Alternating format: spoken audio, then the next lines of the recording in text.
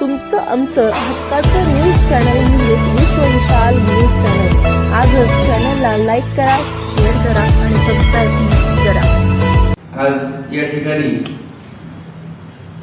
सर्व राज्यातील माझ्या तमाम मराठा समाज बांधवांना मी नम्रतेची विनंती करतो. त्याचबरोबर या ठिकाणी विधानसभेचे अध्यक्ष यांच्याकडे जी मी मागणी केलेली आहे, मराठा आरक्षण ओबीसीतून द्यावे, या मागणी संदर्भात विधानसभेचे विशेष अधिवेशन तातडीनं बोलवण्याबाबत या बाबतीमध्ये तमाम माझ्या मराठा समाज बांधवांना मी सांगू इच्छितो की मी 12 तारखेपासून, परवा दिवशी 12 तारीख आहे, 12 तारखेपासून छत्रपती शिवरायांच्या पुतळ्यासमोर त्या ठिकाणी ठिय्या आंदोलनाला बसणार आहे. ते ठिय्या आंदोलन बेमुदत असणार आहे आणि त्या ठिकाणी विधानसभेचे अध्यक्ष यांना मी ईमेलवरती पत्र कालच पाठवलेलं आहे. सगळ्या पक्षालाही ईमेलवरती पत्र पाठवलेले आहेत.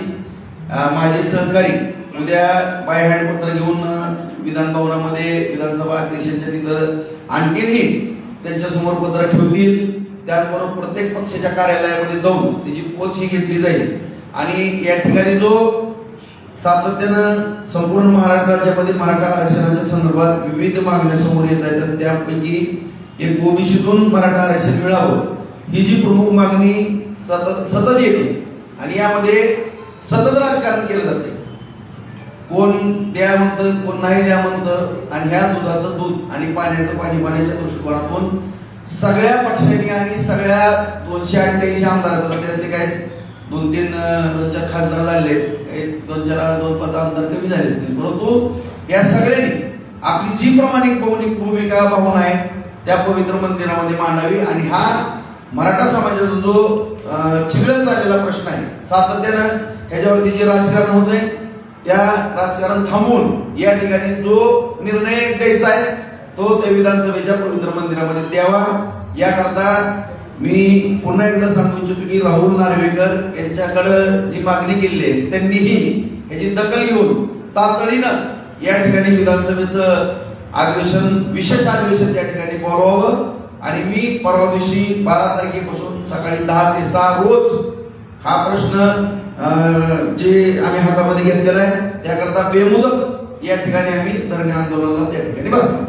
हो, आपण 2 दिवसापूर्वी पत्रकार परिषद घेतली होती आणि त्यामध्ये 23 तारीख जाहीर केली होती आणि आज आपण 12 तारीख जाहीर करतात, तर त्याच्या पाठीमागचं नेमकं कारण काय? निश्चितपणानं तुमचा मुद्दा बरोबर आहे की मी 23 तारीख जाहीर केली होती, परंतु नोव्हेंबरला विधानसभेची मुदत संपते आणि त्या अनुषंगाने मला जी काही थोडी माहिती घेतलेली आहे, 1 ते 5-10 तारखेच्या दरम्यान ऑक्टोबरला आचारसंहिता लागण्याची शक्यता आहे. त्यामुळं मी जर 23 तारखेला बसलो तर हा काही सगळ्या आमदारांनी पत्र देणं, पक्षांनी पत्र देणं आणि त्याच्यावरती जर लागली तर हा माझ्या तमाम गोरगरीब सर्वसामान्य मराठ्यांचा जो प्रश्न आहे तो प्रश्न या ठिकाणी मार्गी लागणार नाही आणि विधानसभेच्या निवडणुकीच्या अगोदरच सरकार असेल किंवा विरोधी पक्ष असतील, ज्यांना जो निर्णय घ्यायचा आहे तो माझ्या मराठा समाजाला स्पष्टपणाने सगळ्यांनी कुठलाही भेदभाव न करता हा निर्णय त्या ठिकाणी त्या पवित्र मंदिरामध्ये द्यावा.